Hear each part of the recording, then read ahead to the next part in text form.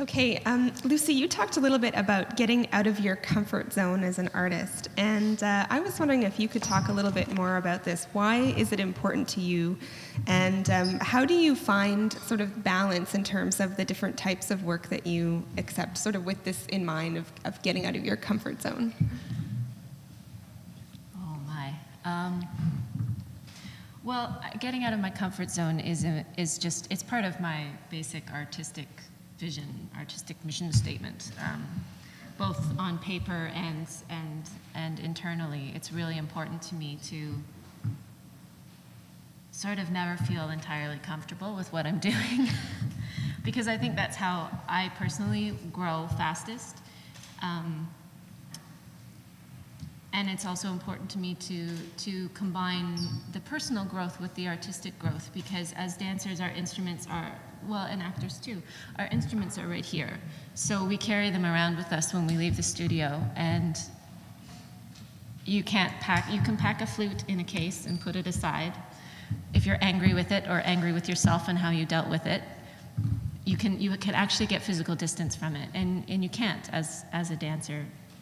So it's important to accept, depending on the kind of work you want to do, accept that the personal and the artistic is intertwined.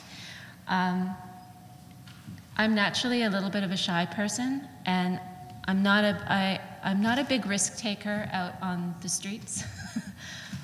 So I feel like it's kind of a safe place for me to take big risks and be outside my comfort zone when I'm on stage, whether that's an actual stage or just a performance environment. And I think I learned this most deeply about myself when I started working in theater, because I'm sure, like a lot of dancers, talking on stage is not always, doesn't always come easily. And I was terrified to do it, but I knew that I wanted to, and I knew that my first theater show, my voice was not great, and I worked on it after that, and it continues to grow. It's just like dance, you know. You can do a tendu, and the next day you can do a dégagé, and the next day you could do a grand battement, and what's possible after that? It's the same kind of thing. I'm not sure if that's answering your question.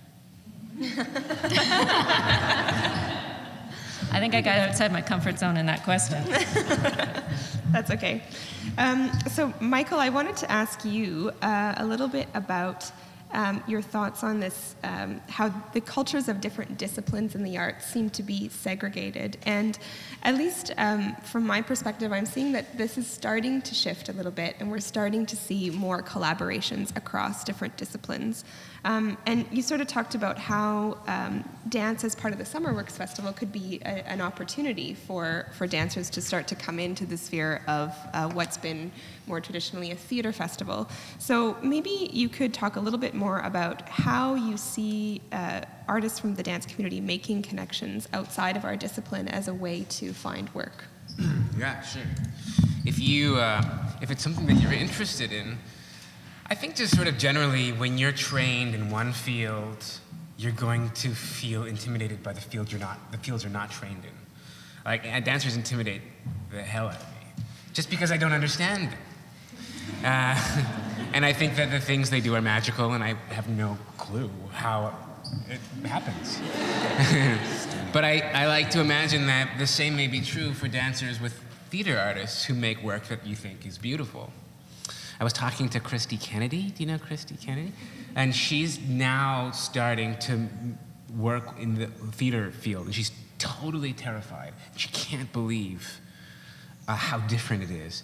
But she was fortunate to make the connections to be able to actually get into a theater room and sit there and to see the differences.